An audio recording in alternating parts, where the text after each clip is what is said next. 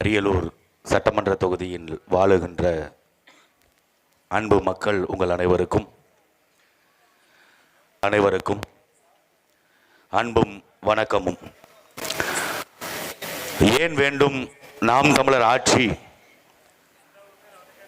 இந்த நிலத்தில் விடுதலை பெறுகிறார்கள் என்று ஊர் முழுக்க விளம்பரம் வைத்துக்கொண்டு உங்கள் கனவுகளை எங்களிடம் சொல்லுங்கள் என்று 5 ஆண்டு முடியும் பொழுது கனவுகளை கேட்கின்ற ஒரு நாடக கோஷ்டியை நடத்துகின்ற திராவிட முன்னேற்ற கழகத்தினுடைய தலைவர், பெரும் மதிப்பிற்கும் மரியாதைக்கும் உரிய கருணாநிதி பெற்றெடுத்த கங்காரு குட்டி ஐயா ஸ்டாலின் அவர்களுடைய இந்த ஆட்சியை ஒழித்துவிட்டு நாம் தமிழர் ஆட்சியை கொண்டு வரணும்.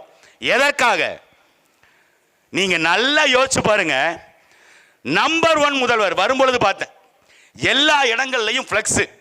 தமிழ்நாடு நம்பர் 1ல இருக்கு. இந்தியாவில் தலை சிறந்த முதலமைச்சர் ஐயா முத்துவேல் கருணாநிதி ஸ்டாலின் நம்பர் 1 முதலமைச்சர். அப்புறம் என்ன மயிருக்கு மக்களுக்கு 5000 காசு கொடுத்த சொல்லிட்டு அப்புறம் பேசு. நல்லாட்சி கொடுக்கறல்ல, மக்களுக்கு ஏன் காசு தேவைப்படுது? 3000 நான் கொடுத்துட்டேன். 2000 வெயில் காலத்துல மக்கள் பரிதாபப்படுவாங்களாம், கஷ்டப்படுவாங்களாம். ஏழை மக்கள் பாவங்க வெயில்ல மழையில கஷ்டப்படுறாங்க. அவங்களுக்கு ஊக்கத்தொகையாக 2000 கொடுக்குறோம். நீ நல்லாட்சி கொடுத்தீங்கன்னா மக்கள் உழைச்சு மாட மாளிகை கட்டி கோபுரம் கட்டி கோட்டையில இருந்திருப்பாங்களடா. அப்புறம் என்னத்துக்கு நீ 5000 கொடுக்குற? அப்ப நல்லாட்சி கொடுக்கல. நல்லாட்சி என்பது எது? இல்லத்தரசிகளுக்கு 1000 ரூபாய் கொடுக்கறதா? இலவச பேருந்து கொடுக்கறதா? பெண்களுக்கு சுய உதவி குழுக்கள் ஆரம்பிக்கிறதா? இல்ல. வரலாற்றில் பெரும் தவறை இந்த திமுக அதிமுகங்கிற 2 பேரும் கட்சியும் செஞ்சுட்டு பெண்கள் முன்னேற்றம் பெண்களை எங்கடா முன்னேற விட்ட? பெண்களை முன்னேற விட்டால் நாம் தமிழர் கட்சி நாங்க. இப்ப அண்ணன் கூட சொன்னார்ல, ஊராட்சி மன்ற தலைவருக்கு நின்றுவியா? அண்ணே, ஊராட்சி மன்ற தலைவரில் நிற்கிறோம், ஜெயிக்கிறோம், தோக்குறோம், அதெல்லாம் விடுங்கண்ணே. சட்டமன்றத்தில் நிற்கிறோம், ஜெயிக்கிறோம், தோக்குறோம், அதெல்லாம் விடுங்க. ஆனால் ஆணுக்கு பெண் சமம் 117 தொகுதி பெண்களுக்கு எங்களுக்கு சம பங்குன்னு கொடுத்து நாங்கள் தேர்தல் களத்தில் நிற்கிறோம். தைரியம் இருந்தா வேட்டி கட்டிய திமுக வெள்ளை, இந்த கருப்பு சிவப்பு கரை வேட்டி, அதிமுக நடுவில் வெள்ளை இருக்கும், கருப்பு சிவப்பு வெள்ளை.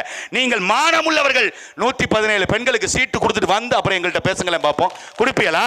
கொடுக்க முடியுமா? பெண்களுக்கு சீட்டு யாருக்கு? அக்கா கனிமொழிக்கு சீட்டு. பெண்களுக்கு சீட்டு யாருக்கு? தமிழச்சி தங்கபாண்டியனுக்கு. பெண்களுக்கு சீட்டு யாருக்கு? கீதா ஜீவனுக்கு. ஏன் சல்மாக்கு கொடுப்பீங்க? ஏன் இங்க இருக்கிற எங்க ஊர்ல இருக்கிற எங்க அண்ணன் சிவசங்கரனை கூட விடுங்க. எங்க அண்ணன் சிவசங்கரன் வேண்டாங்க. எங்க ஐயா சின்னப்பா இருக்காருல்ல, சின்னப்பாவினுடைய மகளுக்கோ சின்னப்பாவினுடைய மனைவிக்கோ சீட்டு ஏன் கொடுக்க மாட்டீங்க? கொடுத்தா நான் தண்டவாளத்தில் ஏறி போயிடும். நீ பெண்களுக்கு இடஒதுக்கீடு கொடுத்து பெண்களை அதிகாரம் மையப்படுத்தாம பெண்களுக்கு முன்னேற்றம் அந்த பெண்கள் 1000 ரூபாய் வாங்குறத இந்த அமைச்சர் இருக்கார்ல, அமைச்சர் யாரு? தபேலாவாய் துரைமுருகன் ஒருத்தர் இருக்காப்ல. எதுக்கு ஆட்சியில் இருந்தோம், எதுக்கு அதிகாரத்தில் கொண்டே தெரியாது, ரொம்ப வருஷமா இருக்கிறாப்ல ஐயா துரைமுருகன் அவரு. அப்புறம் ஐயா RS பாரதி, திமுகவினுடைய அமைப்பு செயலாளர். யாராவது திமுக காரங்க இருந்தீங்கன்னா உங்களுக்கு தெரியும் RS பாரதி யாருன்னு. மீடியாவை பார்த்து ரெட் லைட் மீடியான்னு பேசினார்ல, அந்த RS பாரதி சொல்றாரு, 1000 ரூபாய் இல்லத்தரசிகளுக்கு கொடுக்குறீங்களே, இதை நீங்க எடப்பாடி பழனிசாமி மனைவிக்கு கொடுப்பீங்களா? இது ஐயா ஸ்டாலினுடைய மனைவி துர்கா ஸ்டாலினுக்கு கொடுப்பீங்களான்னு ஒரு பத்திரிகையாளர் கேள்வி கேட்கிறார். இல்லத்தரசிகளுக்கு 1000 ரூபாய், பெண்களுக்கு 1000 ரூபான்னா துர்கா ஸ்டாலினும் பெண்ணு தானே, எடப்பாடி பழனிசாமியினுடைய மனைவியும் பெண்ணு தானே, அவங்களுக்கு 1000 ரூபாய் கொடுப்பீங்களா அப்படின்னு கேட்டதுக்கு பெரும் மதிப்பிற்கும் மரியாதைக்கும் உரிய திராவிட முன்னேற்ற கழகத்தினுடைய செய்தி தொடர்பாளராக இருக்கிற ஐயா RS பாரதி அவர்கள் சொல்றாரு, அந்த 1000 ரூபாயை துர்கா ஸ்டாலினிடம் கொடுத்தால், அந்த 1000 ரூபாயை எடப்பாடி பழனிசாமியுடைய மனைவியின் கையில கொடுத்தால் அவர்களுக்கு அது அவமானமா இருக்கும். அதை அவங்க எப்படி ஏத்துப்பாங்க? ஒரு முதலமைச்சருடைய மனைவி எனக்கு 1000 ரூபாய் கொடுக்கறதா, ஒரு எதிர்கட்சி தலைவருடைய மனைவி எனக்கு 1000 ரூபாய் கொடுக்கறதா அப்படின்னு அவங்களுக்கு சங்கட்டமா இருக்காது? ஏண்டா வெண்ண வெட்டி, அவன் பொண்டாட்டி தங்கத்தில் செஞ்சிருக்கு, எங்க பொண்டாட்டி தவுட்ல செஞ்சிருக்காடா, என் பொண்டாட்டிக்கு நீ 1000 ரூபாய் கொடுக்கறது இழுக்கா தெரியாது எனக்கு? நீ மானமுள்ளவனா என்ன பண்ணணும்? எல்லா பெண்களுக்கும் கொடுக்கணும்னா துர்கா ஸ்டாலினுக்கும் கொடுக்கணும். ஆனா கொடுக்க மாட்டோம். அப்ப யாரு? இங்க இருக்கிற மக்கள் ஏழையா இருக்கணும், அதை வாங்குகின்ற மக்கள் கஷ்டப்படணும், பிச்சைக்காரனா இருக்கணும். அவனை பிச்சைக்காரனை விட கேவலமாக RS பாரதி பேசுறார். இது பரவாயில்ல. இந்த கல்லூரியில படிக்கிற பெண்கள் இருக்காங்கல்ல, மாணவிகள், அவர்களுக்கு மாதம் 1000 ரூபாய் கொடுக்கிற திட்டம் புதுமை பெண் திட்டம். அந்த திட்டத்துக்கு 1000 ரூபாய் கொடுக்குறோன்னு பேர் வச்சு அந்த துரைமுருகன் சொல்றாரு, 1000 ரூபாய நம்ம பள்ளிக்கூட மாணவிகள், இந்த கல்லூரியில் படிக்கிற மாணவிகள்லாம் காசை வாங்கிக்கங்க. வாங்கிட்டு என்ன பண்றீங்க? ஒரு 3 மாசம் 4 மாசம் காசை சேர்த்து வச்சு ஒரு நல்ல செல்போனை வாங்கிக்கங்க. அப்புறம் நல்ல சிம் கார்டா போட்டு ரீசார்ஜ் பண்ணி வச்சுக்கோங்க. பண்ணி வச்சுட்டு நைட்ல நைஸா யார்ட்டையாவது பேசுங்க. ஒரு அமைச்சர் சொல்ற பதிலா நீ அமைச்சர் வேலை பார்க்க வந்தியா, என் பிள்ளைகளுக்கு மாமா வேலை பார்க்க வந்தியா? இதை மாணவர்கள் நம்ம ஆளுங்க கேட்டிருக்கணும்ல. நம்ம ஆளுங்க கேட்கல. ஏன்னா நம்ம ஆளுங்களுக்கு என்னன்னா 1000 ரூபா கொடுக்குறாரு. எப்பா எப்பேற்பட்ட ஆளு ஐயா ஸ்டாலின், 1000 ரூபா கொடுக்குறாருங்க. பாருங்க, இப்ப 5000 ரூபா கொடுத்துருக்காருங்க. எவ்வளவு பெரிய கொடை வள்ளலுங்க. எங்க இருந்து கொடுக்குறாரு? ஐயா கலைஞர் கருணாநிதி கதைவசனம் எழுதுறாரு பராசக்தி படத்துக்கு. வாழ விட்டார்களா என் தங்கை கல்யாணியை, என் தங்கை கல்யாணி செய்தது என்ன பாவம் அப்படின்னு அடுக்கு மொழியில பேசினார்ல. அந்த அடுக்கு மொழியில பேசின வசனத்துல இருந்து வந்த காசா? திருவாரூர்ல விவசாயம் பண்ணாரா? கலப்பை போட்டிருக்காரா? நாத்து நட்டுருக்காரா? நடவு செஞ்சிருக்காரா? எங்க இருந்து வந்துச்சு காசு ஐயா ஸ்டாலினுக்கு? யாருக்கும் தெரியாது. வெளிநாட்டு வங்கிகள்கிட்ட, உலக வங்கிகள்கிட்ட தமிழ்நாட்டில் 12 கோடி இளிச்சவாயன் இருக்கான். இந்த 12 கோடி இளிச்சவாயனும் உழைக்கிறான். இந்த 12 கோடி இளிச்சவாயனும் எங்களுக்கு மாதம் மாதம் வரி கட்டுறான். இந்த 12 கோடி இளிச்சவாயனும் வாங்குற ஒவ்வொரு பொருளுக்கும் எங்களுக்கு வரி கட்டுறான். அந்த வரியை வைத்து எப்படியாவது உங்கள் கடனை அடைத்து விடுவோம். இந்த உழைக்கின்ற வர்க்கத்தினுடைய கிட்னியை திருடி வித்தாவது, இந்த கதிரவன் இருக்கார்ல மணச்சநல்லூர் தொகுதி எம்எல்ஏ, கிட்னி திருடி வித்தாப்புல, அப்படி கிட்னி திருடி வித்தாவது உலக வங்கியில் இருக்கிற கடனை நாங்க அடைச்சிருவோம்னு உலக வங்கிட்ட கணக்கு காமிச்சு 12 கோடி இளிச்சவாய தமிழர்களை கணக்கு காமித்து வாங்கி கொடுக்குற காசு தான் இந்த 1000 ரூபா. இப்ப 5000. சரி, இவருக்கு தான் ஒன்றும் தெரியல. அந்த பக்கம் அதிமுக எடப்பாடி பழனிசாமி அவர் வந்தா பரவாயில்லன்னு பார்த்தா அவர் 1000 ரூபா கொடுக்குறாரா? நான் 2000 ரூபா கொடுக்க போறேன். எடப்பாடி பழனிசாமி எங்க இருந்து கொடுப்பாரு? கொடநாடு கொலை வழக்கில் சம்பந்தப்பட்டு என்னைக்கு கம்பி என்ன போறாருன்னு அவருக்கும் தெரியல, நீதிமன்றத்துக்கும் தெரியல. அவர் வந்து 2000 கொடுப்பாரா இல்லத்தரசிகளுக்கு? எங்க இருந்து கொடுப்பீங்க? மறுபடியும் உலக வங்கிட்ட கடன் வாங்கணும். இதே ஐயா ஸ்டாலின் எடப்பாடி பழனிசாமி ஆட்சியை விட்டு இறங்கும்போது 2021 ஐயா ஸ்டாலின் பேசினாரு. வேணா நான் போய் சொன்னா நீங்க போய் காணொலி காட்சி இருக்க எடுத்து பாருங்க. ஆக நிர்வாக திறனற்ற இந்த எடப்பாடி பழனிசாமியுடைய ஆட்சியில் தமிழ்நாட்டினுடைய கடனாக 4.25 லட்சம் கோடியை வாங்கி வைத்திருக்கிறார்களே, அதை யார் வந்து அடைப்பார்கள்? இறந்து போன அம்மையார் ஜெயலலிதா வந்து அடைப்பார்களா? எடப்பாடி பழனிசாமி வந்து அடைப்பாரா? 4.25 லட்சம் கோடி தமிழர்களை வைத்து இப்படி கடன் வாங்கி கொண்டு தமிழ்நாட்டை கடன்கார மாநிலமாக மாற்றிவிட்டு சென்றிருக்கிற இந்த ஆளுமையற்ற அதிமுகங்கிற ஆட்சியை, இந்த கொடுங்கோன்மை ஆட்சியை அகற்றிவிட்டு திராவிட முன்னேற்ற கழகம் எனும் தூய ஆட்சியை நிறுவுவதற்கு மக்கள் எல்லோரும் அணிதிரள வேண்டும் சொன்னீங்கல்ல. அதிமுக 4.25 லட்சம் கோடி கடன் வாங்குச்சு. அந்த ஆட்சி நிர்வாக திறனற்ற ஆட்சி, அது ஊழல் செய்கின்ற ஆட்சி. அம்மையார் ஜெயலலிதா அவர்கள் ஊழல் குற்றவாளி, எடப்பாடி பழனிசாமி எடுவுகட்ட பழனிசாமி, இவ்வளவு விமர்சனங்கள் வைத்த இந்த திமுக இன்னைக்கு 5 ஆண்டுகள் முடிஞ்சிருச்சு. 2026 இன்னைக்கு தமிழ்நாட்டினுடைய கடன் 10 லட்சம் கோடி. 4.25 லட்சம் கோடி எங்க இருக்கு? 10 லட்சம் கோடி எங்க இருக்கு? இந்த மீதி இருக்கின்ற 5.5 லட்சம் கோடியை யாரு கடன் வாங்கினது? யாருக்காக வாங்குனீங்க? இலவச பேருந்து விட்டங்க பெண்களுக்கு. பெண்கள் இலவச பேருந்து கேட்டாங்களா? இலவச பேருந்துல போகும்பொழுது பஸ் ஸ்டாப் இங்க இருக்கும், பஸ்ஸை கொண்டு போய் அந்த முக்கலை நிப்பாட்டுவான்.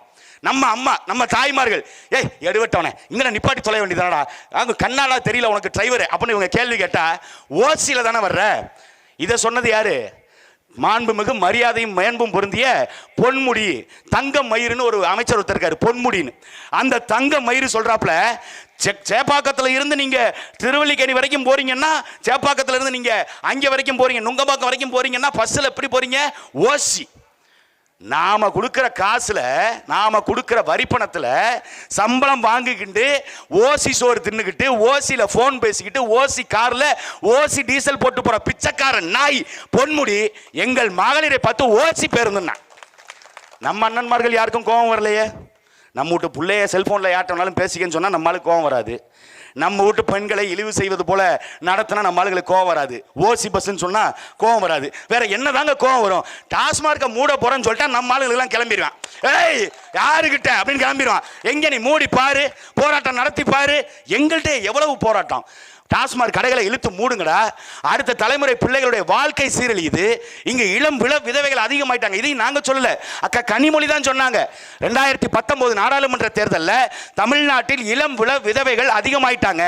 கிட்டத்தட்ட 2.5 லட்சத்திற்கும் மேற்பட்ட இளம் விதவைகள் இருக்கிறாங்கன்னா அதுக்கு டாஸ்மாக் கடை தான் காரணம். அந்த கடையை இழுத்து மூடும் வரை, எங்கள் அண்ணனுடைய ஆட்சி அமையும் வரை நாங்கள் ஓய போவது இல்லை அப்படின்னாங்க. 2021 திமுக ஆட்சி.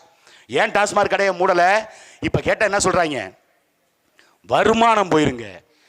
ஆண்டுக்கு எவ்வளவு தெரியுமா? வருஷத்துக்கு 40,000 கோடி டார்கெட் வைக்கிறான். டாஸ்மார்க்ல சாராயத்தை விற்கிறதுக்கு அங்கிட்டு டார்கெட் ஃபிக்ஸ் பண்றது. அது நம்ம ஊர்ல ஒன்று சொல்லுவாங்கல்ல, இந்த புள்ளைய கிள்ளி விட்டுட்டு தொட்டிலையும் ஆட்டி விடுவான்னு. அந்த மாதிரி ஐயா ஸ்டாலின் அவர்கள் அங்க ஒரு அமைச்சரை போட்டு, எங்க அண்ணன் செந்தில் பாலாஜி இந்த பேண்ட்ல மூத்திரம் போனார்ல, ஒண்ணு கடிச்சார்ல, ஈடி ரைடு வந்தாங்க நெஞ்சிலே குத்துனதுக்கு பேண்ட்ல மூத்திரம் போனார்ல, அவர் முன்னாடி அமைச்சரா இருந்தார். அப்புறம் கொஞ்ச நாளைக்கு எங்க ஐயா முத்துசாமி இருந்தாப்ல. அதுக்கப்புறம் இப்ப அதை யாரு வச்சிருக்கான்னு தெரியல, அந்த சொப்பன சுந்தரியை யாரு வச்சிருக்கான்னு தெரியலங்கிற மாதிரி அந்த துறையை எவன் வச்சிருக்கானே தெரியல. அந்த துறையினுடைய அமைச்சர்களுக்கு டார்கெட் பிக்ஸ் பண்றாரு. இந்த வருஷம் 40,000 கோடி, அடுத்த வருஷம் 45,000 கோடி, அதுக்கு அடுத்த வருஷம் 50,000 கோடி, அப்படி டார்கெட். எதுக்கு? நாம குடல் கருகி அந்த சாராயத்தை குடிச்சு நாம சாவறதுக்கு டார்கெட் பிக்ஸ் பண்ணது ஒரு அரசாங்கம். இது அரசாங்கமா? அன்பில் மகேஷ் பொய்யாமொழி பள்ளி கல்வித்துறை அமைச்சர் டார்கெட் பிக்ஸ் பண்றதுனா எப்படி தெரியுமா பிக்ஸ் பண்ணணும்? ஏன் நாம் தமிழருடைய ஆட்சி வேணும்னு சொல்றது தெரியுமா? அரசு பள்ளிக்கூடங்கள் எங்கெங்க இருக்கு? இப்ப இந்த ஆலந்துறையார் கட்டளை இருக்குல்ல, இங்க அரசு பள்ளிக்கூடம் இருக்கா தம்பி?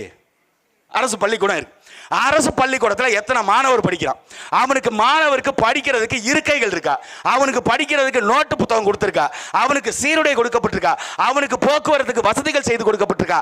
இப்படி கிராமங்கள் தோறும் இருக்கிற பள்ளிக்கூடங்கள், ஆரம்ப கல்வி நிலையங்கள், தொடக்க பள்ளிகள், அங்க ஆசிரியர்கள் இருக்காங்களா? இதெல்லாம் டார்கெட் போட்டு வேலை பார்க்கலாம். இந்த வருஷத்துக்குள்ள இத்தனை பள்ளிக்கூடத்தை திறக்கணுங்க, இத்தனை வருஷத்துக்குள்ள இந்த ஆசிரியர்களை நியமிக்கணுங்க, இத்தனை மாணவர்களை அரசு பள்ளியில சேர்க்கணுங்க. இதுக்கு டார்கெட் வைக்கலாம். இருக்கிற நீர்நிலைகள் இந்த 64 கிராமம், இந்த கிராமத்தை சுத்தி 180 ஏரி இருக்குது, குளங்கள் இருக்குது. அந்த ஏரி குளங்களை அடுத்த 2 ஆண்டுகளுக்குள்ள தூர்வாரி நீர்நிலையை அங்க சரி பண்ணணும். நீரை தேக்கி வைத்து அதன் மூலியமாக விவசாய உற்பத்தியை பெருக்கி இங்க இருக்கிற மக்கள் நெல், பருத்தியா இருக்கட்டும், எது வேணாலும் நெல், சோளம், பருத்தி எந்த பயிராக இருந்தாலும் அவங்க பயிரிடுவதற்கு ஒரு வழிவகை செஞ்சு கொடுக்கணும். அடுத்த 3 ஆண்டு கால பசுமை திட்டம். இப்படி டார்கெட் வச்சா அது ஒரு நல்ல அரசாங்கம். இருக்கிற இளைஞர்கள், அரியலூர் சட்டமன்ற தொகுதி, இந்த அரியலூர் மாவட்டத்தில் இருக்கிற ஒட்டுமொத்த இளைஞர்களுக்கும் வேலை வாய்ப்பு இல்லை. வெளிநாடுகளில் சிங்கப்பூர், மலேசியா, கம்போடியாங்கிற நாடுகளில் போய் கையேந்தி பிச்சை எடுத்துக்கின்ற நிலைமையில இங்க இருக்கிற இளைஞர்கள் இருக்கான். தம்பி புகழ் சொன்னால, சிங்கப்பூருங்கிற தேசம் திருச்சி மாவட்டம் இருக்குல்ல, திருச்சி மாவட்டத்தில் 3ல் 1 பங்கு தான் ஒரு நாடு. அந்த நாடு உலகத்தில் இருக்கிற 140 நாடுகளில் இருக்க இளைஞர்களுக்கு வேலை வாய்ப்பை கொடுக்கிறான். வெறும் கப்பல் இறக்குமதி ஏற்றுமதியில மட்டும். இந்த நாட்டில் என்னடா இல்ல? எம்ஜிஆர் தூக்கிட்டு வர்றாங்கல்ல, அவங்கள்ட்ட கேளுங்க. எம்ஜிஆர் பாட்டு பாடினார்ல, என்ன வளம் இல்லை இந்த திருநாட்டில், ஏன் கையை ஏந்த வேண்டும் அயல் நாட்டில்னு. அதை கேளுங்க அவங்கள்ட்ட. ஐயா, என்ன வழங்க இல்ல? நீர் இல்லையா? நிலம் இல்லையா? மனித ஆற்றல் இல்லையா? அறிவு இல்லையா? தொழில் வளர்ச்சி இல்லையா? எல்லாம் இருக்கு. ஆனாலும் இந்த நாடு நாசமா போகுதுன்னா ஆள்றவன் சரியில்லை. ஸ்டாலினும் சரியில்லை, எடப்பாடி பழனிசாமியும் சரியில்லை. அவர்களுக்கு நோக்கம் இல்லை. உண்மை அதுதான்.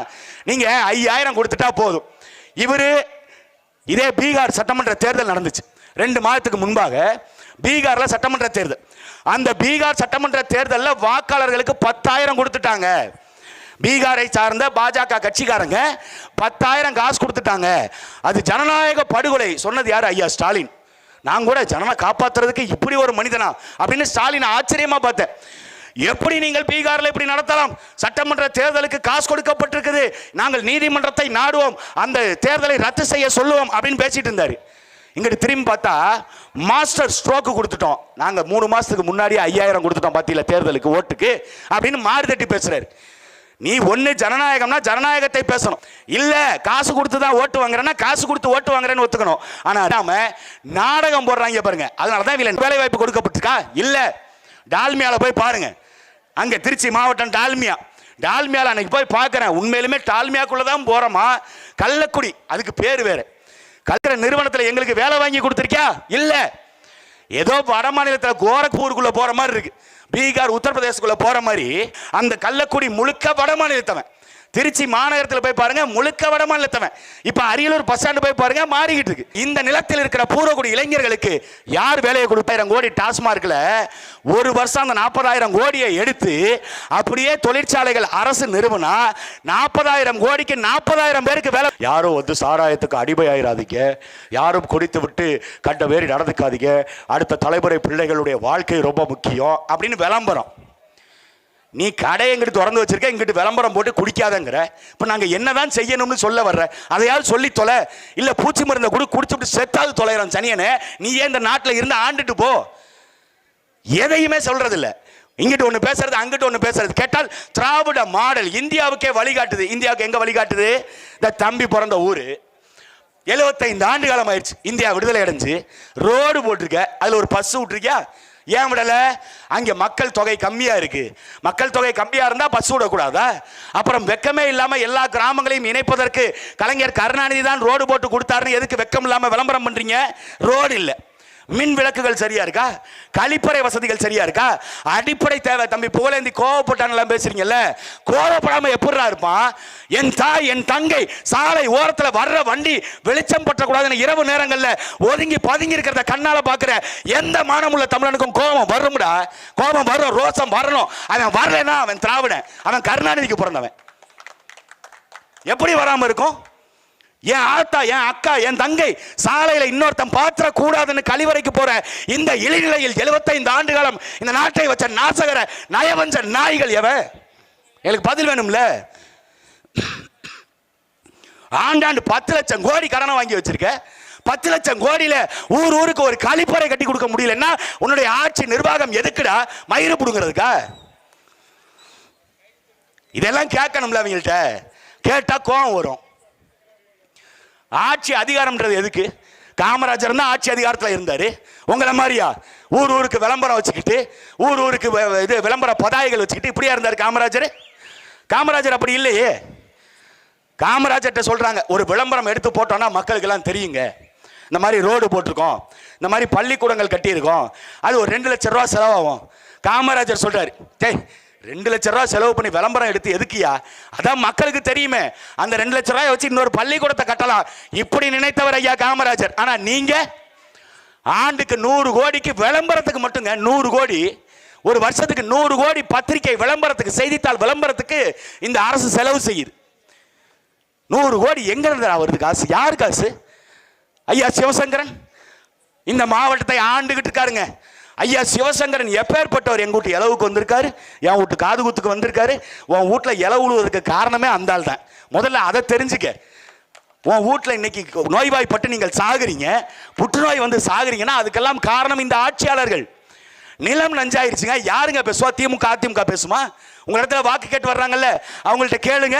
நீர் மேலாண்மைனா என்ன? திமுக அதிமுக ஒன்றிய செயலாளர், நகர செயலாளர், வட்ட செயலாளர், சதுர செயலாளர், நீங்க யாரை வேணாலும் வச்சுக்கோங்க.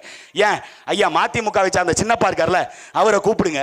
இல்ல ஐயா இவரை கூப்பிடுங்க, சிவசங்கரை கூப்பிடுங்க, எல்லாத்தையும் விடுங்க, ஐயா ஸ்டாலினை கூட கூப்பிடுங்க. நீர் மேலாண்மைனா என்னன்னு கேளுங்க. அவர் என்ன தெரியுமா சொல்லுவாரு? ஆக டீர் மேலாண் பேட்டா டீர் மேல ஆப போவே அதாடே அப்படிம்பாரு. நீர் மேல ஆம போகும் பாரு. இவங்க பரவாயில்ல, அங்கிட்ட அதிமுக கட்டேச்சு கேட்டீங்கன்னு வைங்க, நீர் மேல ஆவியாகி போறதானே, அதுக்கு தான் தெர்மோகால் போட்டோம்ல அப்படிம்பாங்க. செல்லூர் ராஜு டீம் இருக்குல்ல, தெர்மோகால் போட்டு மூடும். நீர் மேலாண்மை என்னன்னு தெரியாது. இங்க நீர் வளங்கள் நில வளங்கள் என்னன்னு தெரியல, கனிம வளம்னா என்னன்னு தெரியல, காட்டு வளம்னா என்னன்னு தெரியல, மலை வளம்னா என்னன்னு தெரியல. எதை பத்தி இவர்களுக்கு அக்கறை இல்லை. நாம் தமிழர் கட்சி மாநாடு போடுது. தண்ணீருக்கு மாநாடு, மலைகளுக்கு மாநாடு, காடுகளுக்கு மாநாடு, மரங்களுக்கு மாநாடு. எல்லாம் சிரிக்கிறான், கிண்டல் பண்றான். மரத்துக்கு போய் மாநாடு போட்டு மரத்தோட பேசிக்கிட்டு இருக்காருங்க. எங்க மலைக்கு மாநாடு போட்டு மலையோட போய் பேசிக்கிட்டு இருக்காருங்க. தண்ணிக்கு மாநாடு போட்டு தண்ணீரோட பேசிட்டு இருக்காருங்க. கடலுக்கு மாநாடு போட்டு கடலோட பேசிட்டு இருக்காருங்க. கிண்டல் பண்றான். கடல் இல்லாம இந்த பூமி இருக்குமாடா? என்ன மரம் இல்லைன்னா காத்து எங்க இருந்துடா வரும்? நீ சுவாசிக்கின்ற மூச்சு காற்றை கொடுப்பது மரம் தான். அந்த மரத்தை பாதுகாப்பதற்கான அரசியல் தாண்டா மரத்தின் அரசியல். அதுக்கு தாண்டா மரத்தின் மாநாடு. எதுவுமே தெரியாது இவங்களுக்கு. தற்குறி கூட்டமாக மாறி போயிட்டு எங்களை விமர்சிக்கிறேன். நீங்க மாட்டுக்கு போடுறீங்க, ஆட்டுக்கு போடுறீங்க. ஆடு மாடு வளர்த்தல் அரசு வேலை. நாம் தமிழர் ஆட்சி ஏன் தெரியுமா வேணும்? இன்னைக்கு முக்காவாசி கிராமப்புறங்களில் வாழ்ற மக்கள் வேலை வாய்ப்பு இல்லாம, ஆடு மாடுகளை வளர்க்க முடியாம, விவசாயம் செய்ய முடியாம நகரங்களுக்கு இடம்பெயர்ந்து போறாங்க. பெத்த பிள்ளைய படிக்க வச்சுட்டு அவன் வேலைக்கு போறான் நகரத்துக்கு. அப்படின்னா இவங்களும் நகரத்துக்கு இடம்பெயர்ந்து போறாங்க. கிராமங்கள் இங்க காலியாகுது. காரணம் என்ன? கிராமப்புற பொருளாதாரம் வீழ்ச்சி அடைஞ்சிருச்சு. கிராமப்புறத்தில் ஆடு மாடு வளர்க்க முடியல, விவசாயம் வேளாண்மை செய்ய முடியல. இதை சரி பண்ணுவதற்கு நீங்க என்ன செஞ்சீங்க? உட்காருங்க உட்காருங்க ஐயா.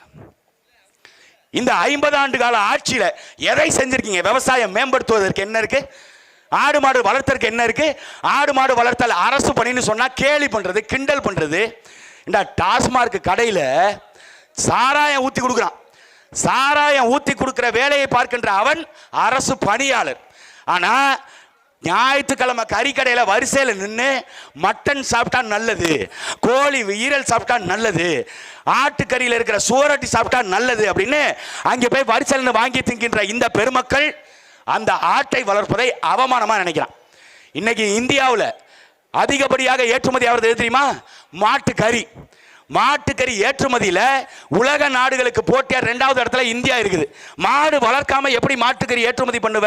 மாடு நீ திங்கல அதை விடு. ஆனால் எங்க பொருளாதாரம் இருக்குன்னே தெரியல. மாட்டு பால் இருக்குல்ல, மாட்டுல இருந்து வர்ற பால், அந்த பாலினுடைய சந்தை மதிப்பு 1.5 லட்சம் கோடி ஒரு வருஷத்துக்கு. இவன் 40,000 கோடி 50,000 கோடிக்கு டாஸ்மார்க் டார்கெட் வைக்கிறான். பாலை வாங்கி வித்தா 1.5 லட்சம் கோடி வரும். ஏன் இந்த ஆட்சியாளருக்கு தெரியல? ஆடு மாடுகளை வளர்த்தால் விவசாய நிலங்களை விட்டு நீங்க வெளியேற மாட்டீங்க. விவசாய நிலங்களை விட்டு நீங்க வெளியேறலைன்னா தனியார் முதலாளிகளுக்கு இந்த இடத்தை தாரை வார்க்க முடியாது. அண்ணன் கரிகாலன் சொன்னார்ல, great eastern corporation of India லிமிடெட்னு போடுறான்ல, அந்த கிரேட் ஈஸ்டர்ன் கார்பரேஷனுக்கு நிலத்தை கையகப்படுத்தி கொடுக்க முடியாது. சிமெண்ட் ஆலைகளுக்கு இங்க இருக்கிற மக்களுடைய நிலத்தை புடுங்கி கொடுக்க முடியாது. அப்ப என்ன பண்ணணும்? விவசாயிகளை விவசாயத்தை விட்டு வெளியேற்றணும். இதுதான் அவருடைய திட்டம். தனியாருக்கு கொடுத்துட்டு நாம நிலமற்றவர்களாக நாடற்றவர்களாக எப்படி ஈழத்தில் 2009 உலகம் முழுக்க விரட்டி அடிக்கப்பட்டோமோ அப்படி நாளைக்கு தமிழ்நாட்டிலிருந்து நாம விரட்டி அடிக்கப்படுவோம். அதனால தான் இதை தடுக்கணும்னு நாங்கள் போராடுறோம். விவசாயம் அரசு பணின்னு சொன்னா இவங்களுக்கு ஏன் எரியுதுன்னு தெரியல. எங்களை போய் மாடு மேய்க்க சொல்றீங்க, ஆடு மேய்க்க சொல்றீங்க, உங்களுக்கு தெரியலையா? தொழில்நுட்பம் தெரியலையா? சொல்லி தர்றதுக்கு நாங்க இருக்கோம். ஆஸ்திரேலியாவில் போய் பாரு, மற்ற நாடுகளை பேசுவாங்க. இதே சென்னை மாநகரத்துடைய மேயரா இருக்கிற பிரியா இருக்காங்கல்ல, அவங்க போனாங்க வெளிநாட்டுக்கு. எதுக்குங்க போனாங்க அப்படின்னா, ஜப்பான் நாட்டில் போய் சாக்கடை தண்ணி இருக்குல்ல, சன்னி, அந்த தண்ணியை மறுசுழற்சி செய்து அந்த கழிவுகளை எப்படி பாதுகாக்கிறாங்க, எப்படி அதை பதப்படுத்துறாங்க அப்படின்னு பார்க்கறதுக்கு இங்கேருந்து ஜப்பானுக்கு போறாங்க. ஜப்பான் நாட்டில் போய் அந்த தொழில்நுட்பத்தை கத்துல உருவாக்க போறோம் சொன்னது இதே திமுக. அப்படி போயா ஆஸ்திரேலியாவுக்கு போ, ஜெர்மனுக்கு போ, சுவிட்சர்லாந்துக்கு போ, அங்க ஆடு மாடு எப்படி மேய்க்கிறான்னு பாரு. ஆடு மாடு மேய்க்கிறதுனா நம்ம ஐயா ஸ்டாலின் கையில் ஒரு குச்சியை கொடுத்து ஒரு முண்டாசு துணியை எடுத்து தலையில் ஜெர்மன் சாதிச்சு காட்டியிருக்கு. அப்படி தமிழ்நாட்டை வளர்ச்சி பாதை கொண்டு போகணும்னு பேசினா இவங்களுக்கு அதெல்லாம் தெரியாது. ஏன்னா உலக அறிவு இல்லை. நீங்க எப்பேற்பட்ட ஆட்சியாளர்களுக்கு வாக்களிச்சிருக்கீங்க? ஓட்டுக்கு 500 கொடுத்தா போதும், ஓட்டுக்கு 1000 கொடுத்தா போதும், குவார்டர் கொடுத்தா போதும், கோழி பிரியாணி கொடுத்தா போதும், இலவசங்கள் கொடுத்தா போதும், 1000 2000 இல்லத்தரசியல் கொடுத்தா போதும், இலவச பேருந்து கொடுத்தா போதும். அதுல பெண்களுக்கு இலவச பேருந்து கொடுத்துட்டாங்களாம். ஆண் வர்க்கமெல்லாம் கஷ்டப்படுதான். எடப்பாடி பழனிசாமிக்கு கக்கூஸ்ல உட்கார்ந்துருக்கும் போது சிந்தனைங்கிற மாதிரி நாங்க வந்துட்டா ஆண்களுக்கும் இலவச பேருந்து கொடுப்போம். ஏற்கனவே போக்குவரத்து துறை 60,000 கோடி நஷ்டத்தில் இருக்கு. நீங்க ஆண்களுக்கும் இலவச பேருந்து கொடுத்தா இன்னும் எத்தனாயிரம் கோடி நஷ்டமாகும். பேருந்துகளுடைய எண்ணிக்கையை குறைப்பான். 60,000 கோடி இன்னைக்கு நஷ்டம் நம்ம சொல்றோம்ல, பேருந்துகள் முன்னாடி வந்த மாதிரி வருதா? இங்க பேருந்துகளுடைய எண்ணிக்கை குறைக்கப்பட்டுச்சு. நடத்துனர் ஓட்டுநர் பணி இல்லை. அரசு போக்குவரத்து கழகத்தில் நடத்துனர் ஓட்டுநர் பணிக்கு ஆட்களை எடுப்பதை குறைச்சிட்டான். காரணம் எல்லாம் தனியார் ஆலை தனியார் மயம், குடிநீர் தனியார் மயம், போக்குவரத்து தனியார் மயம். தனியார் மயம்னா அரசினுடைய வேலை என்னங்க?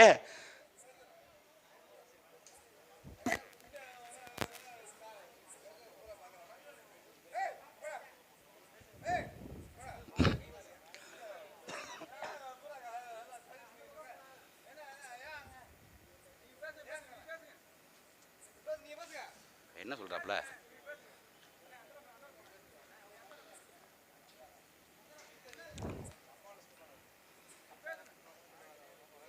அப்ப எதை வளர்ச்சி என்று இவர்கள் கட்டமைக்க விரும்புறாங்க? இலவசங்களை கொடுப்பதன் மூலியமாக நாட்டுக்கு கடன் தான் வந்து சேரும். ஏங்க ஒரு வீடு, ஒரு குடும்பம் 10,000 ரூபாய் கடன் இருக்கு. 10,000 ரூபாய் கடன் இருக்கும் பொழுது, கஷ்டப்பட்டு இருக்கும் பொழுது கடனை அடைக்கணும்னு நினைக்கிறது நல்ல வீடா? அல்லது 10,000 கடனா இருக்கு, போனா போயிட்டு போகுது, இன்னொரு 1 லட்சம் கடனை கூட வாங்கிக்குவோம், நான் மேக்கப் பண்ணிக்குவேன், நான் நல்லா ஏதாவது ஒண்ணு யாராவது ஒருத்தர் சொல்லட்டும். ஸ்டாலின் அடப்பாரா? இல்ல நாளைக்கு ஸ்டாலின் இறந்து போயிடுவாரு, உதயநிதி ஸ்டாலின் வந்து அடப்பாரா? அவருடைய மகன் இன்பநிதி ஸ்டாலினை முதலமைச்சர் ஆக்குவோம்ன்ற கனவுல இருக்கிற திமுக உடன்பிறப்புகள் இன்பநிதி ஸ்டாலின் வந்து அடக்குவாரா? அந்த அடப்பாரா கடனை?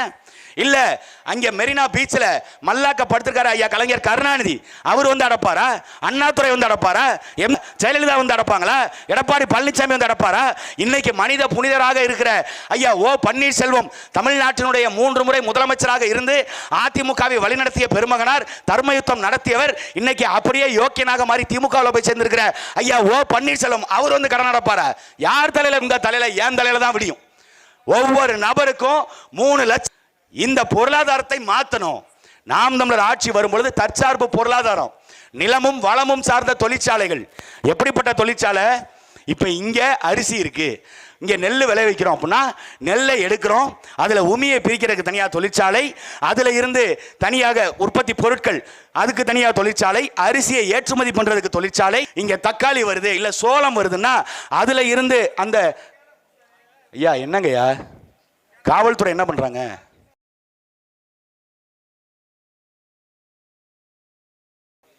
என்ன சொல்றாப்ல? காவல்துறை இவரை கைது பண்ணி இன்னைக்கு இரவே சிறையில் அடைக்கலாம், நாளை காலைல காவல்துறை நான் விட்டுக்கிட்டுருவேன். ஆத்மன ஆள்றவன்லாம் விட்டுக்கிட்டு பஞ்சாயத்து பண்ணிட்டு இருக்கீங்க. விடுங்க, அவர் கருணாநிதியை உள்ள போட்டிருக்காப்புல, அப்படித்தான் இருப்பாப்புல, எது சொன்னாலும் காதுல விழுகாது. இதுதான் வேணாம். சாராயத்தை கொடுத்து குடிச்சு என்ன பேசுறாங்க, யாருக்கு பேசுறாங்க, எதுக்காக பேசுறாங்க அப்படின்ற அந்த புரிதல் இல்லாத மனநிலையில் அந்த ஞானசேகரனை கூப்பிட்டு பிரியாணி கடை திறந்து வைத்தவர் யாரு? மா சுப்பிரமணியன். அந்த காசுல திமுகங்கிற கட்சி நடக்குது. ஓமுட்டு பிள்ளையில பாலியல் தொந்தரவு பண்றவன் பிரியாணி கடை திறந்தா அந்த காசை வாங்கி கட்சி நடத்திருக்கணும். அடுத்த தலைமுறை பிள்ளைகள் இன்னைக்கு புகழேந்தி ரோட்ல தெரிகிற மாதிரி, இன்னைக்கு சரவணாகிய நான் ரோட்ல தெரிகிற மாதிரி, இன்னைக்கு எண்ணற்ற நாம் தமிழர் தம்பிகள் இங்கு அனாதைகளாக தெருவில் தெரிகிறது மாதிரி என் தலைமுறை பிள்ளைகள் நாளைக்கு ரோட்ல நின்ற கூடாது, நாடற்றவர்களாக வீடற்றவர்களாக ஆக்கிடுவாங்கிற பயத்துல தான் நாங்கள் களத்தில் நிற்கிறோம். அப்படி இருக்கக்கூடாதுன்னு. அடுத்த தலைமுறை பிள்ளை வாழ்றதுக்கு இங்க என்ன இருக்கு? தண்ணி இருக்கா? குடிநீர் நஞ்சு இல்லாமல் இருக்கா? உணவு சரியா இருக்கா? உணவு நஞ்சாயிருச்சு.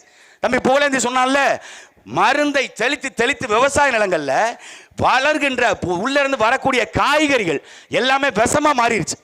இன்னைக்கு நாம நாட்டு தக்காளி வேணும், நாட்டு கத்திரிக்காய் வேணும் நாடுறோம், ஆனா விதை யாருக்கிட்டையும் இல்லை.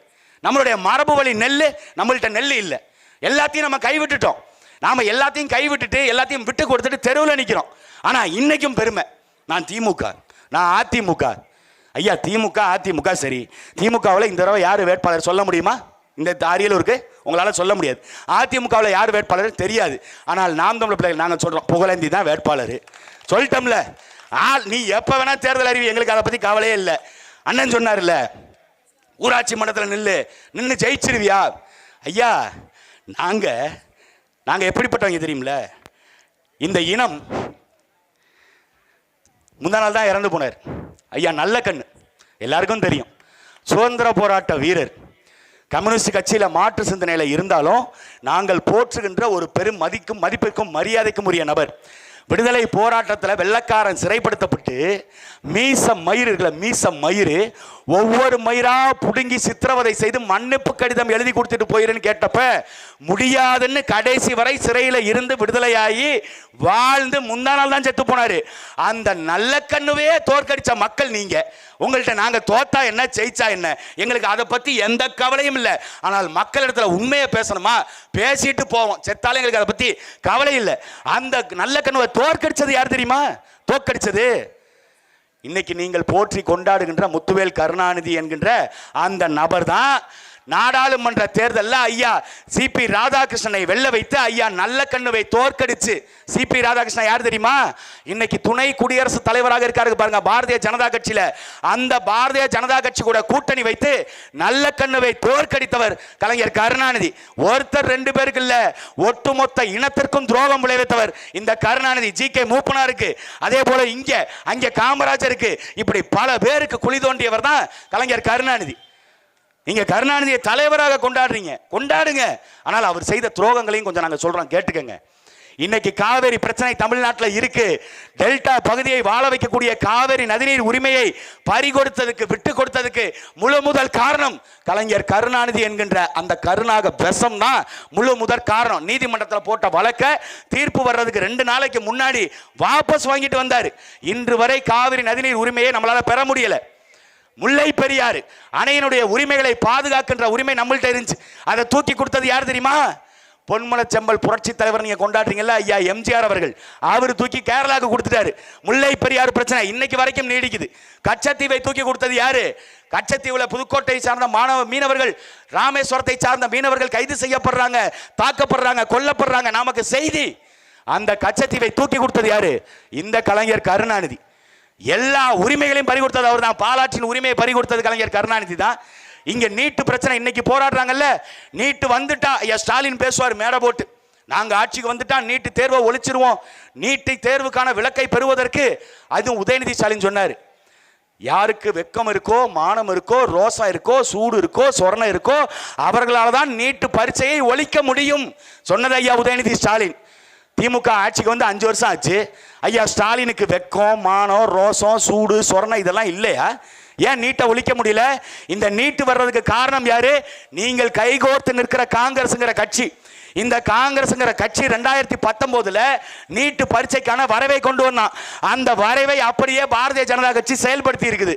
நீட்டு பரீட்சை மருத்துவர் ஆகிற கனவு, அந்த கனவு இதே அரியலூர் மாவட்டம் எங்கள் தங்கை அனிதா அச்சீவர்ஸ் அகாடமின்னு சொல்லி ஐயா ஸ்டாலின் அதை ஆரம்பித்து நாடகம் போட்டாரு. ஆனால் அதுக்கப்புறம் 32 அனிதாக்கள் இந்த மண்ணில் நிலப்பரப்பில் இறந்து போயிருக்காங்க. இதுக்கு யார் காரணம்? நீட்டை ஒழிக்கிறதுக்கு நீங்க என்ன நடவடிக்கை எடுத்திருக்கீங்க? எதுவும் கிடையாது. கேட்டால் மத்திய அரசை நாங்கள் அழுத்தம் கொடுப்போம். அப்படி மத்திய அரசு நீட்டை கொண்டு வரதுக்கு காரணம் என்ன தெரியுமா? கல்வி மாநில பட்டியலில் இல்லை, கல்வி தேசிய பட்டியலுக்கு போயிடுச்சு, பொதுப்பட்டியலுக்கு போயிடுச்சு. பொதுப்பட்டியலுக்கு கொண்டு போனது யாரு? அம்மையார் இந்திரா காந்தி. இந்திரா காந்தி பொதுப்பட்டியலுக்கு கொண்டு போகும்போது இங்க தமிழ்நாட்டினுடைய முதலமைச்சர் யாரு? இந்த கருமாந்திரம் முடிச்ச முத்துவேல் கருணாநிதி தான். வாயை மூடிட்டு அமைதியா இருந்தார். கல்வி மத்திய பட்டியலுக்கு போயிருச்சு, மருத்துவம் மத்திய பட்டியலுக்கு போயிருச்சு. எல்லாத்தையும் மத்திய அரசு எடுத்துட்டு போயிட்டான்.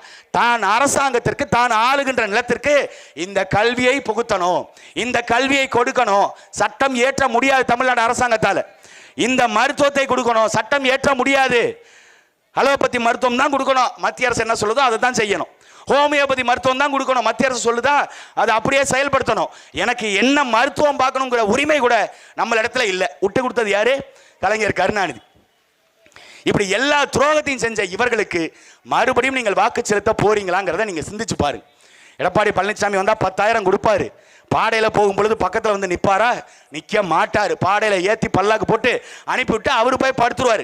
கொடநாடு பங்களா இருக்குது, எடப்பாடியில் அவருக்கு பெரிய சொத்து இருக்குது, நிலபலம் இருக்குது, அவரு போய் படுத்துருவார்.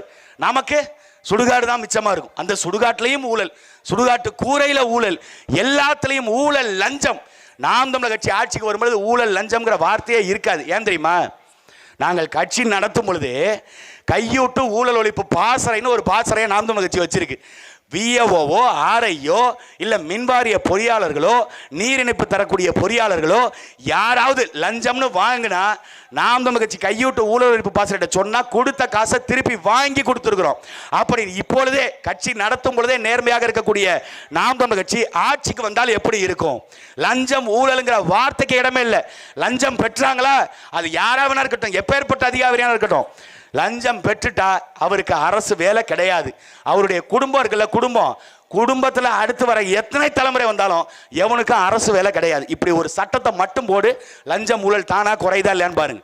ஏன்னா எல்லோருடைய கனவும் அரசாங்க வேலை, அரசாங்க வேலை. அந்த அரசாங்க வேலையை நாங்கள் எல்லாருக்கும் தருவாங்கிறோம். குடும்பத்தில் ஒருத்தருக்கு அரசாங்க வேலை திமுக சொல்லுமா? அதிமுக சொல்லுமா? சொல்லாது. ஆனால் நாங்கள் சொல்லுவோம். படிச்சிருக்க படிக்கல அது பிரச்சனை இல்லை. ஆனா குடும்பத்துல ஒருத்தருக்கு அரசு வேலை, ஆடு மாடு வளர்ப்பா, நீங்க உட்கார்ந்து கண்காணிங்க, அது போதும். அந்த ஆட்டை எப்படி விற்கிறது, மாட்டை எப்படி விற்கிறது, அதுல பாலை எப்படி கறக்கிறது, அதை எப்படி சந்தைப்படுத்துறது, அது படித்தவர்களுடைய வேலை.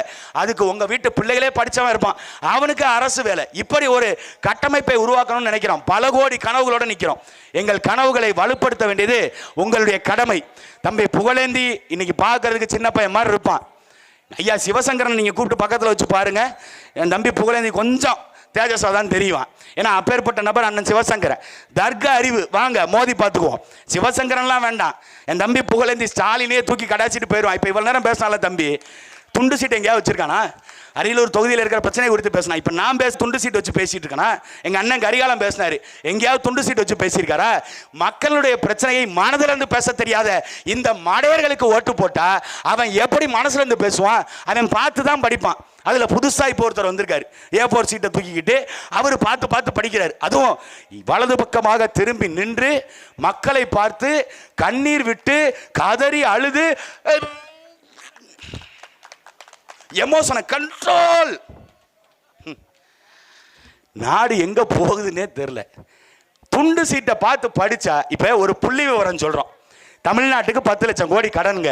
அதுல போக்குவரத்து துறை 60, நீர்வளம் இந்த நிர்வாகத்துறை இவங்க 28,000 கோடி கடன் வாங்கி வச்சிருக்காங்க. மின்சாரத்துறை அது கிட்டத்தட்ட 1 லட்சம் கோடி கடனுங்க. அதை பார்த்து படிக்கலாம். சரிப்பா 1 லட்சம் கோடி கடன் வாங்கியிருக்க, செந்தில் பாலாஜி இவ்வளவு நஷ்டத்தை ஏற்படுத்தியிருக்க, சிவசங்கரன் 63,000 கோடி போக்குவரத்து துறை உன்னை நம்பி கொடுத்த துறைக்கு 63,000 கோடி நஷ்டத்தை ஏற்படுத்தியிருக்க. இந்த 63,000 கோடி நஷ்டத்தை எப்படி ஈடுகட்டுறது? நாம் தமிழர் ஆட்சிக்கு வருது, நாங்க என்ன பண்ணுவோம்? அண்ணன் சிவசங்கரன், அண்ணன் சின்னப்பா, இந்த அரியலூர் மாவட்டத்தில் சட்டமன்ற உறுப்பினர்கள், ஏற்கனவே இருந்த அமைச்சர் பெருமக்கள் எல்லார் வீட்டுக்கும் போய் உட்காருவோம். அண்ணன் சிவசங்கரனே, 63,000 கோடி உங்கள் துறையில் நஷ்டம்னே. நீங்கள் ஆட்சிக்கு வர்றதுக்கு முன்னாடி 40,000 கோடின்னு, நீங்கள் ஆட்சிக்கு வந்த அந்த 5 ஆண்டு காலத்தில் 23,000 கோடி நஷ்டமாயிருக்குண்ணே. இந்த 20,000 கோடி கடனை மட்டும் நீங்கள் கட்டிட்டீங்கன்னா நாளைக்கு நீங்கள், ஏன்னா அவ்வளோ சொத்து வச்சிருக்கிறாங்க. செந்தில் பாலாஜி கிட்ட போவோம், ஐயா டாஸ்மார்க் துறை நஷ்டத்திலே ஓடுதுங்கிற, பாட்டிலுக்கு மேலே 10 ரூபா வச்சிருக்கிறதா உன் தம்பி அசோக் கேங் இருக்குல்ல, அவங்க ஆதாரத்தோட சிக்கியிருக்காங்க ஈடிக்கிட்ட. அந்த காசை அரசாங்கத்திட்ட ஒப்படைச்சிட்டீங்கன்னா உன்னை போனா போகுதுன்னு கரூரில் உலாவ விடுவோம். இல்லை அந்த 10 ரூபாய் நீ காசை கொடுக்கல, பாட்டிலுக்கு மேலே வச்சு வாங்கின காசை நீ கொடுக்கலன்னா புழல் சிறைக்கு அனுப்புவோம், அவன் உன்னை திகார் சிறைக்கு தூக்கிட்டு போயிடுவேன். எப்படி வசதின்னு கேட்போம். அடுத்த 2 மணி நேரத்தில் செந்தில் பாலாஜி பணத்தை கொண்டு வந்து கொடுத்துருவார். இப்படி பல திட்டம் இருக்கு. நீங்க கொள்ளையடிக்கிறான், அவன் லஞ்சத்தை வாங்குறான், இவன் கோடி கோடியா சம்பாதிக்கிறான், அவனை வீழ்த்த முடியாது, இவனை வீழ்த்த முடியாது அப்படிலாம் நினைக்காதீங்க. காசு இல்ல, மக்களுக்கு நல்லாட்சி கொடுத்த காமராஜரையே வீழ்த்திய மண் இந்த மண்ணு. கருணாநிதி எம்மாத்திரம், ஸ்டாலின் எம்மாத்திரம், எடப்பாடி பழனிசாமி எம்மாத்திரம். எங்க மன்னர் ராஜராஜ சோழன் உலகத்தில் 64 நாடுகளை ஆண்டிருக்கிறான். அவனுடைய ஆட்சி இந்த மண்ணில் வீழ்த்தப்பட்டிருக்குது. இந்த எடுகட்ட எடப்பாடி பழனிசாமியும் இந்த சந்து கட்ட இந்த ஸ்டாலினுடைய ஆட்சியும் வீழ்த்த எங்களால முடியாதா? நாங்கள் சத்தியமிட்டு சொல்றோம். இதே இடத்துல கட்டளையிட்டு சொல்றோம், பிரபாகரனின் பிள்ளைகள், சீமானின் தம்பிகள் இந்த திமுக அதிமுகங்கிற கட்சிகளை வீழ்த்தி விட்டு ஆட்சி அதிகாரத்தில் ஏறுவோம். அன்னைக்கு எங்களுக்கும் காமராஜருக்கும் போட்டி. காமராஜர் ஆட்சி சிறந்த ஆட்சியா, இல்ல காமராஜருடைய பேரன்கள் எங்களுடைய ஆட்சி சிறந்த ஆட்சியா? அப்படித்தான் போட்டி இருக்கணும். நாங்க திமுக அதிமுக கூட போட்டி போட வந்தவங்க இல்ல. அதுல ஊடகத்தில் பேசுறாங்க, டாஸ்மார்க் இல்லாம அரசை எப்படி நடத்துவீங்க? அதுல ஒரு சில பேர் கேள்வி கேட்கறாங்க, எங்கள்கிட்ட கேள்வி கேட்கறாங்க. டாஸ்மார்க் வருமானம் இல்லைன்னா கவர்மெண்ட் எப்படிங்க? சாராய கடை நாங்க எழுதி வச்சுக்கோங்க, நாங்க வந்துட்டா கல்லு கடையை திறப்போம், பனங்கல் தென்னங்கல் இதுதான் இங்கே தமிழ்நாட்டில் கிடைக்கும். சாராயம் தமிழ்நாட்டில் முற்று முழுவதுமாக தடை செய்யப்படும். அதை எப்படிங்க நீங்கள் வருமானத்தை பெருக்குவீங்க, பொருளாதாரத்தை பெருக்குவீங்க? எங்கள்கிட்ட கேள்வி கேட்குறான்.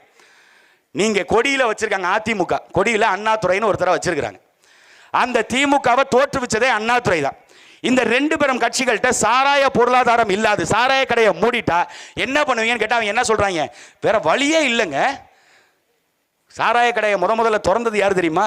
நான் ஏன் கருணாநிதியை துரோகின்னு சொல்றேன் தெரியுமில்ல? அதையும் திறந்து வச்சது கருணாநிதி தான். எப்படி தெரியுமா திறந்தாரு? தமிழ்நாடு முழுக்க காமராஜர் ஆட்சி காலத்தில், அண்ணாவினுடைய ஆட்சி காலத்தில் சாராய கடைகளுக்கு தமிழ்நாடு முழுக்க தடை. இங்க சாராய வாடையே இல்லை.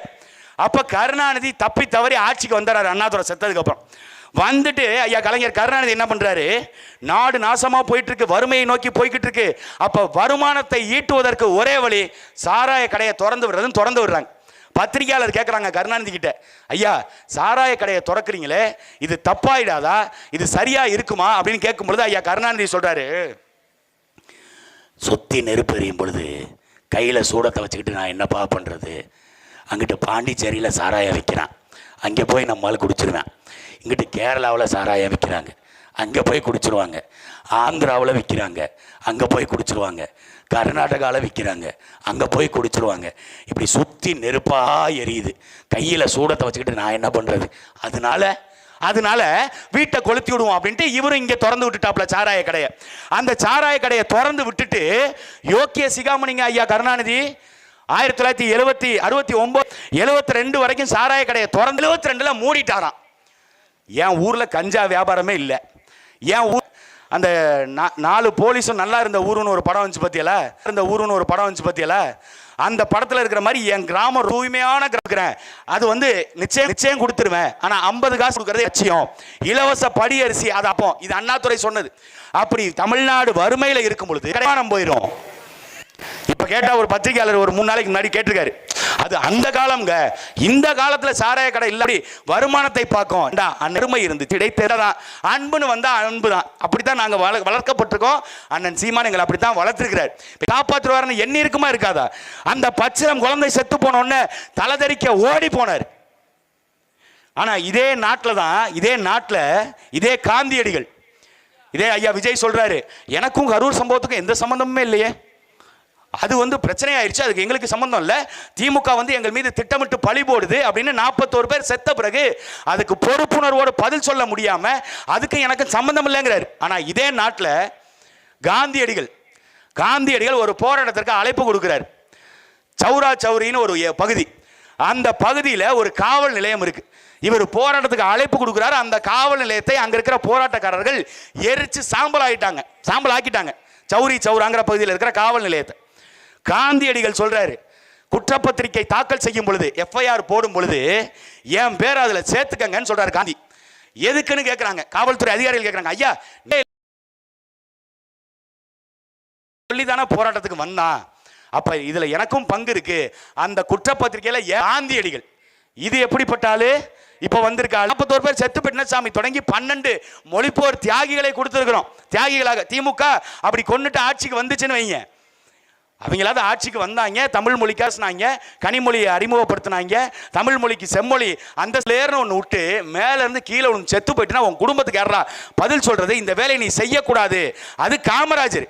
இவர் எப்படி தெரியும்ல, காமராஜரை கொள்கை தலைவராக வச்சிருக்கின்ற திருவாளர் விஜய் அவர்கள் எப்படி தெரியும்ல, அவன் கட்சிக்காரன் வண்டி மேல ஏறுவான். கொஞ்சமாவது மாறுங்க. மாற்றம் என்பது சொல்லல்ல, அது செயல்.